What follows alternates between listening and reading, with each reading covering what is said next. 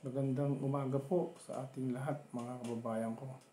Ito po, Senado, naglabas na po ng warrant of arrest kay founder Kingdom of Jesus Christ, Pastor Apollo Kibuloy, at DOJ, Department of Justice, nagsampa na rin ng kaso kay Pastor Apollo Kibuloy sa Davao City at Pasig.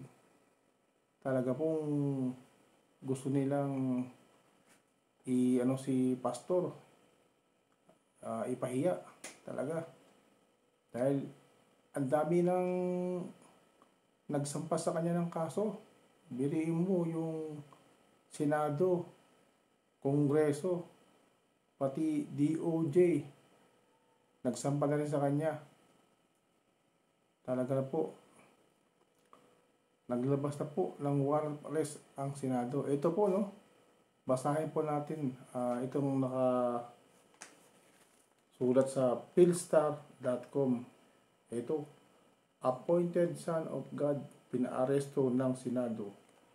Ilagdaan ni Senate President Juan Miguel Zubiri ang warrant of arrest laban kay Kingdom of Jesus Christ, founder Apollo Kibuloy, matapos ang paliwanag ng Doomsday Preacher sa paglaktaw sa pagdinig ng Senado tungkol sa umano'y mga pang-aabuso niya, at itinuturing na nowhere near satisfactory ng Senado na namumuno sa investigasyon laban sa kanya.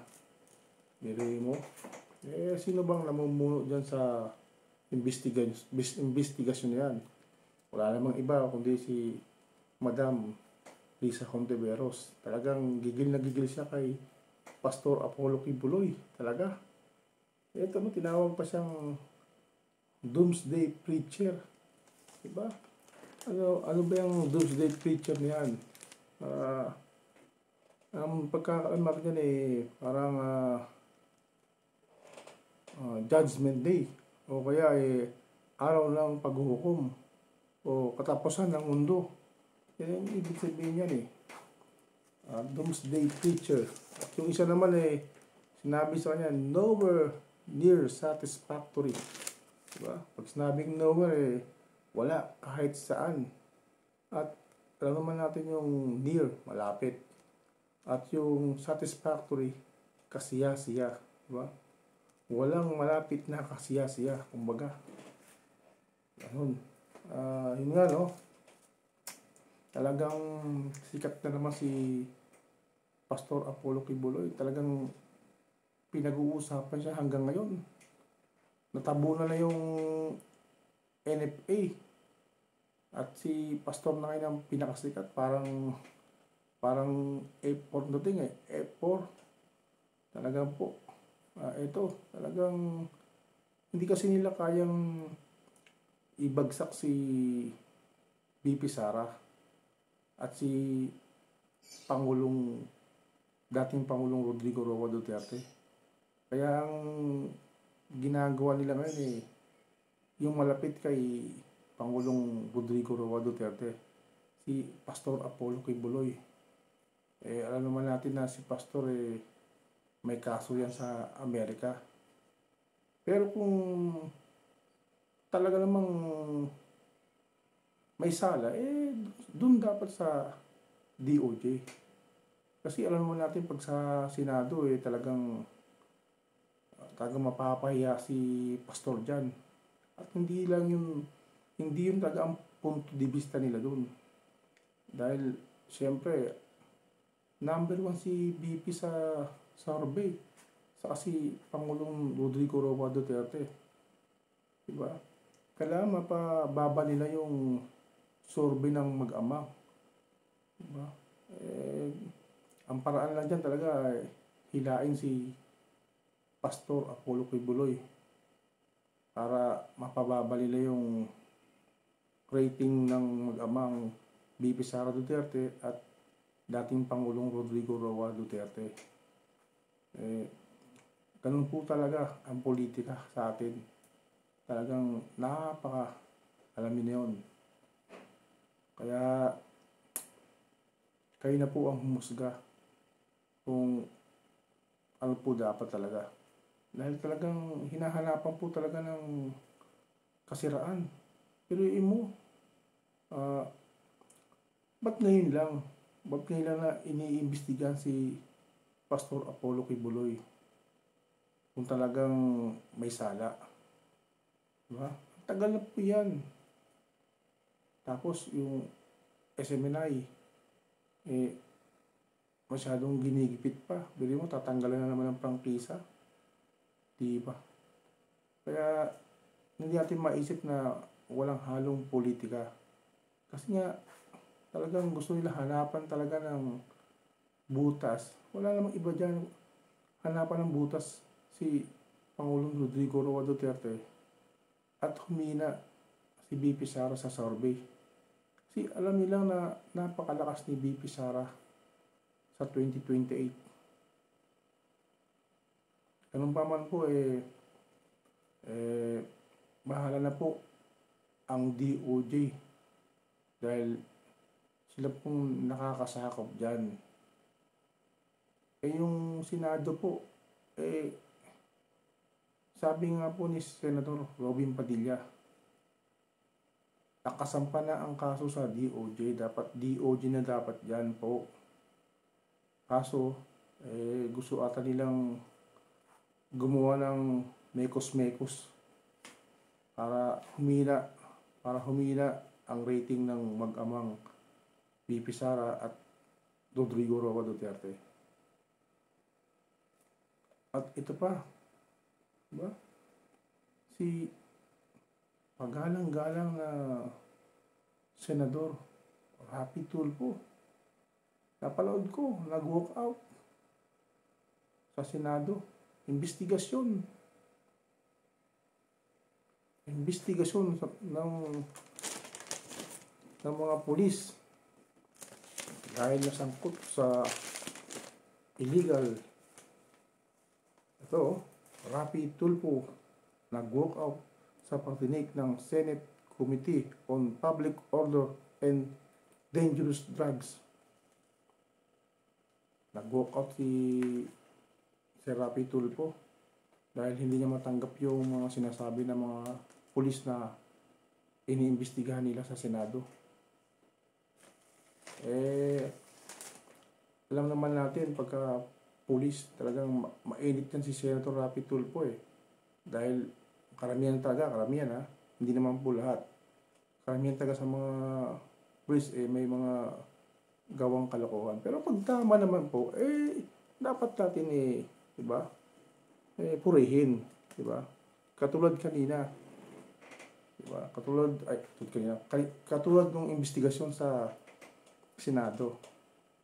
Ang chairman dyan si Senator Bato de la Rosa, diba? At kasama dyan nag-iimbestiga si Senator Robin Padilla at ganun nga si Senator Rapi Tulfo. Talagang gusto ko yan mag-imbestiga si Senator Rapi Tulfo. Noon pa yan sa radyo niyang 92.3 sa Rapi Tulfo. Ang dating original na kasama niya si Inya Taduran. Talagang pag may humihingi sa kanya ng tulong, talaga naman pinaglalaban niya. At talaga naman okay talaga kasi talagang gagawa niya talaga ng paraan Kaso nga lang po, doon sa Senado, iba po kasi yun, Senado. Hindi natin pwedeng yung ginagawa niya po sa pag-host niya ng Rapi Tulfo Action, iba po yun doon.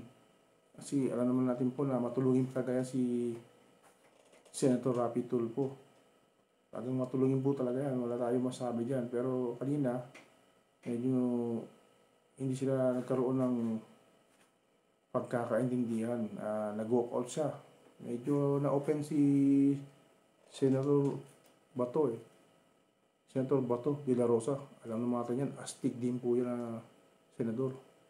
Maraming pinakontempt na pulis po yan si Senator Bato de la Rosa. Maraming pinakontempt yan. Walang basta mali. Talagang may paglalagyan ka kay Senator Romy Bato de la Rosa. Walang, alam ko yan, kinakampi ang mga pulis.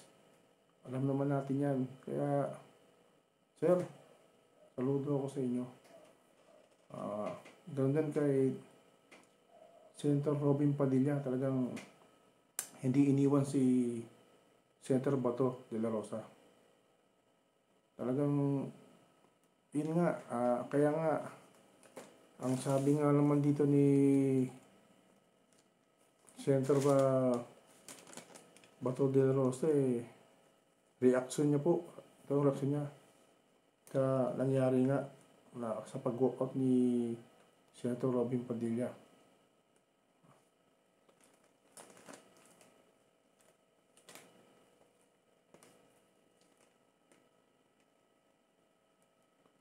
Sabi niya, matapos mag-walk out ni Senator Rapi Tulfo, the most insulting action is for that kasama mo dito walk out ka. Ano? Sabi niya.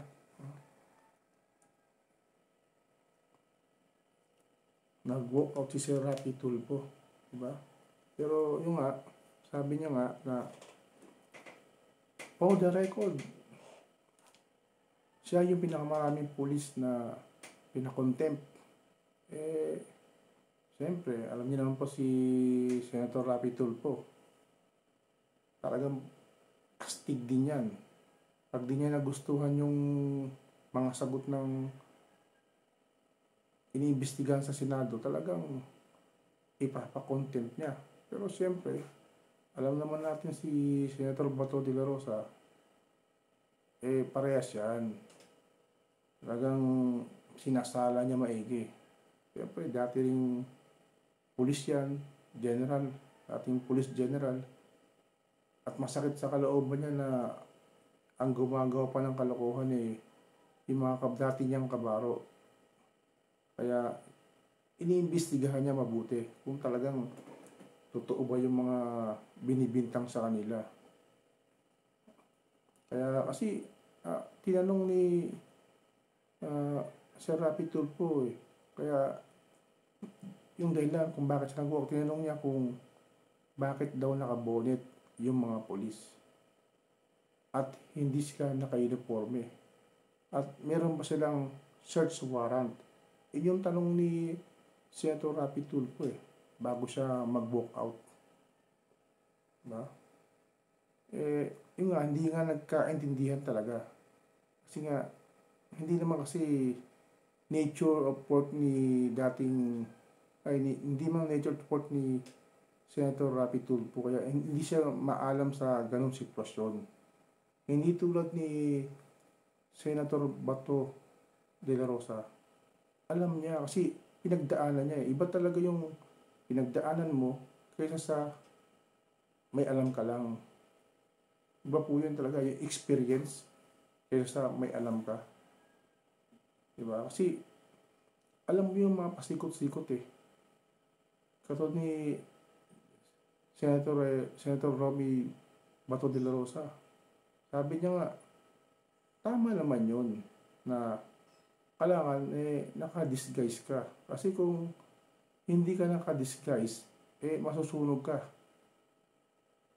Kasi nga, ang paliwanag ng mga ating kapulisan, meron silang dalang search warrant. Pero, nag-iimbestiga ron, parang nagsi-CID sa lugar na yun, siyempre, hindi naman sila may dala. At naka-bonnet sila. Pero yung nagdala ng search warrant, siyempre, naka-uniform na po yan. Ganun po. Medyo hindi lang po nagkaroon ng pagkakaintindihan. Pero ganun pa man po, saludo ko dyan dahil puro magagaling na senador yan. Senator Rapi Tulfo, Senator Bato de la Rosa, at Senator Robin Padilla. Kalmado lang si Senator Robin Padilla, sir. Buhay po kayo. Talagang yan, mga gusto ko yan. Pero sa ngayon, talagang hindi pa pwede uubra yung masyadong talagang astig pag ikaw ay tumakbo sa pagiging presidente. Kasi kailangan pag ikaw ay presidente, medyo balance ka. Hindi pa pwede yung huhusga ka kaagad. Kailangan matyaga kang imbestigahan. Hindi pa pwede yung pagsumbong ng isa, yun. Kailangan balance po. Pero ganun pa man po, talagang hinahangaan natin po yan. Si Senator Rapi Tulfo at Senator Bato de la Rosa. Maayos din po yan natin yan. At ito pa, talaga, yung Amerika, dumalaw sa atin yung kanilang mataas na pinuno. At dumalaw sa Malacanang, si Secretary of State Antony Blinken. Tiniyak na prioridad ng Amerika ang matatag na relasyon nito sa Pilipinas. Hindi mo yan, ha? Puntahan ka ba naman ng US Secretary of State? Diba? Puntahan ng ating Pangulo. Ganon, nakikita nila na ganon katibay yung ating samahan. Magkakaroon pa sila ng Trilateral Leader Summit. Si Pangulong BBM, ang Japanese Prime Minister na si Fumio Kishida, diba? Pati yung Amerika, si Joe Biden. Magkakaroon sila ng Trilateral Leader Summit. Diba? Sabi nga ni Secretary of State Antony Blinken na pagka inatake ang Pilipinas, mapa armed forces, public vessel, aircraft, diba? Pati yung sinasabi nila na Coast Guard, diba? Anywhere in South China Sea, diba? Sinabi po yan ay US Secretary Antony Blinken. Ganun sila. Ganun sila kadikit, sanggang dikit ng ating Pangulong BBM. Hanggang ipaglalaban nila ang Pilipinas. Sana nga. Pero alam naman natin na mahirap ang gera. Ang mas maganda, sa opinion ko po, mas maganda kung sila po ang magbabantay sa aking karagatan. Doon sa pinag-aawayang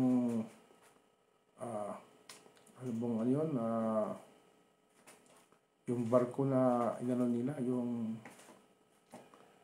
kalimutan ko talaga, yun na nga po yun, yung Sierra Madre, yun yung tawag sa barko na yun, Sierra Madre, na sinasabi ng China na bulok ng araw. Pero kahit ganyan yan, China, ipaglalagyan ka dyan. Sabi ko sa'yo. Yun. At yun nga, may isa pa.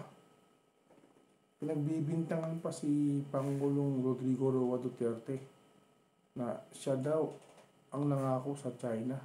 Diba? Biriin yan. Political, diba? Makikita mo. Talagang gustong pababain ang rating ni VP Sara at ni Pangulong Rodrigo Roa Duterte. Gusto nilang pababain. Kasi hindi nila kayang pababain . Kaya ang ginawa nila, opinion ko lang po ito, opinion ko lang. Parang ang gusto nilang gawin hatakin si Pastor Apollo Kibuloy. Kasi malapit sa Pangulo, dating Pangulo at VP Sara. Diba? Gusto nilang imbestigahan sa Senado. Ano mangyari? Para mapaya si Pastor? Hindi yun. Hindi lang tagang pakay nila. para pababain ang rating ni BP Sara. Ngayon pa lang talagang gusto nilang, diba? Yung plano nila, ginawa na nila kay Senator Manuel Manny Villar. Kung naalala niyan dati, nung tumakbo si Senator Manny Villar sa pagka-presidente, number 1 siya noon. Ang ano ko pa noon si Mar Rojas ang kalaban niya noon. Kaso nga lang, mahina ang rating ni Mar Rojas. Kaya ang pumalit si dating presidente Noynoy Aquino. Diba? Anong pinansira kay Senator Manny Villar? Yung C5, yung lupa na nabili niya na ginawang kalsada. Diba? Na kinabang daw ng gusto si Senator Manny Villar. Bili mo, number 1 siya sa rating. Biglang bagsak. Diba? Kaya doon, naging presidente si Noynoy Aquino. Kaya ngayon, ito na naman, estilo nila. Estilong dilawan. Sino bang mag-iimbestiga dyan? Walang iba kundi si Senator Hontiveros. Diba? Estilong dilawan yan, mga kababayan ko. Opinion ko po yan. Pero pag-isipan nyo rin po yan. Kaya ito nga, lahat ng klaseng ibabato kay Pangulong Rodrigo Roa Duterte. Lahat ng paraan para mapababa nila yung rating ni BP Sara. BP Sara tahimik lang pero magaling yan. Talagang mana yan sa magulang niya. Kasi abogado yan eh. Tahimik lang pero ang isip niyan matalas. Kaya mga kababayan ko, kayo po'y laging mag-iingat at maraming salamat po sa inyo sa panonood nyo at lagi po kayong mag-isip kung tama ba yung narinig nyo. Huwag po kayo basta maniniwala sa mga kwento-kwento. Kung sa akin lang, kung talagang may sala si Pastor Apollo Kibuloy, naandyan ang DOJ. Kinasuhan na siya po. Kasi ayaw niya po talagang umatin sa Senado dahil alam niya po na mapapahiya po talaga siya. Alam naman natin ang galawan ng mga ganyang bagay sa Kongreso, Senado, diba? Nakita niyo naman po, nag-walk out si Senator Rapi Tulfo. Diba? Kasi hindi niya nagustuhan yung mga sagot ng kapulisan eh. Kaya lagi po tayong mag-iingat at lagi sa hirap ng buhay, lagi po tayong tumawag sa taas para tayo po'y laging gabayan sa lahat ng ating mga desisyon. At maraming salamat po sa inyong lahat. Ingat po. God bless po.